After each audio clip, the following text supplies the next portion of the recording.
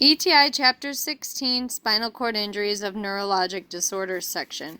Spinal cord injuries, SCIs, involve the loss of motor function, sensory function, reflexes, and control of elimination. Injuries in the cervical region result in quadriplegic, paralysis, paresis of all four extremities and trunk. Injuries below T1 result in paraplegia, paralysis/paresis of the lower extremities. Truncal instability also results if the lesion is in the upper thoracic region. The level of cord involved dictates the consequences of spinal cord injury. For example, an injury at C4 or above poses a great risk for impaired spontaneous ventilation due to the involvement of the phrenic nerve. Not all fractures of the vertebrae cause SCIs, spinal cord injuries. Direct injury to the spinal cord secondary to the trauma or bone fragments in the spinal canal must occur for the spinal cord itself to become damaged. SCIs range from contusions or incomplete lesions of the spinal cord to complete lesions that extend across the entire diameter of the cord, or an actual transection of the spinal cord. Complete lesions result in the loss of voluntary movement and sensation below the level of the injury. Incomplete lesions result in varying losses of voluntary movement and sensation below the level of the injury. Health promotion and disease prevention. Causes of most SCIs are trauma, such as motor vehicle accidents, diving accidents, and gunshot wounds. Hyperflexion injuries are caused by acceleration injuries that cause sharp forward flexion of the spine. Head-on collision, fall, or diving. Hyperextension injuries are caused by a backward snap of the spine, rear-end collision, or a downward fall into the chin. Here's a picture of spinal cord and cauda equina. Spinal cord, cauda equina, lumbar vertebrae, sacrum.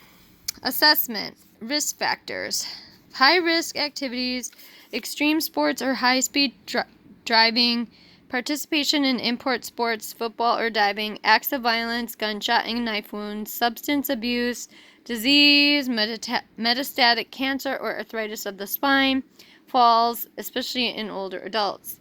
Expected findings for spinal cord injury would be to report a lack of sensation or of dermatomes below the level of the lesion, report of neck or back pain.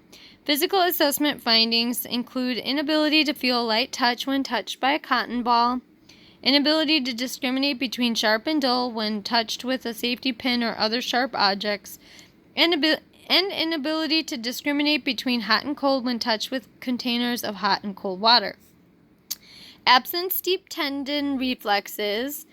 Other expected findings are flaccidity of muscles, hypotension that is more severe when the client is sitting in an upright position, shallow respiration, spinal shock, a complication of spinal cord injury, causes a total but temporary loss of all reflexive and autonomic function below the level of injury lasting for a period of days to weeks. That completes page 95, ETI 16, laboratory tests. Urinalysis, hemoglobin, ABG, CBCs for evaluation of platelets and WBCs, used to monitor for undiagnosed internal bleeding. The client might not feel pain from internal injuries and impaired respiratory exchange due to phrenic nerve involvement and or inability to voluntarily increase depth and rate of respirations. Diagnostic procedures.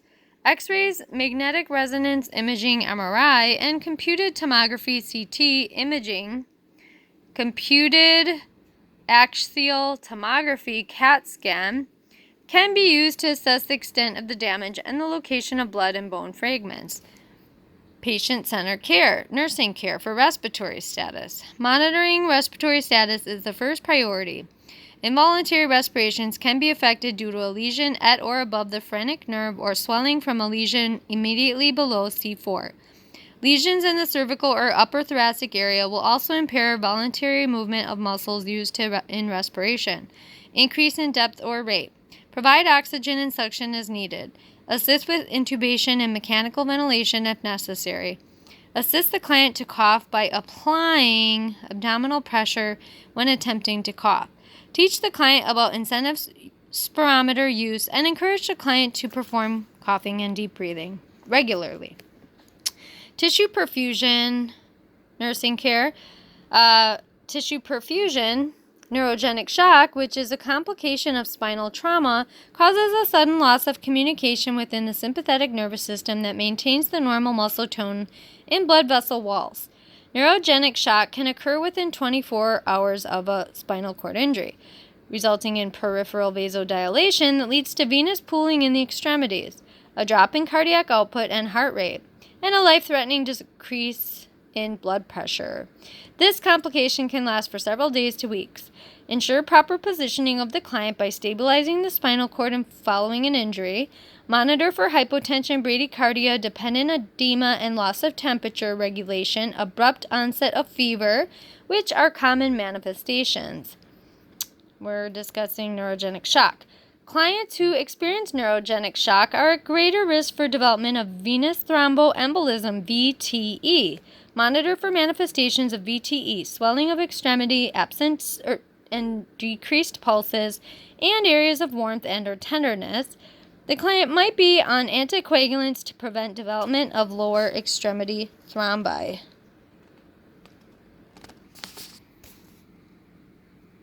Intake and output. The client might be NPO for several days. Regulation of fluid balance and nutritional support is necessary. Provide adequate fluid intake for client to prevent urinary calculi and bladder infections and maintain soft stools. Neurologic status. After determining the baseline, monitor for an increasing loss of neurologic function. This is all patient-centered care. With muscle strength and tone, after determining the baseline, monitor for an increasing loss of muscle strength in the affected extremities. Clients who have upper motor neuron injuries above L1 and L2 will convert to a spastic muscle tone after neurogenic shock.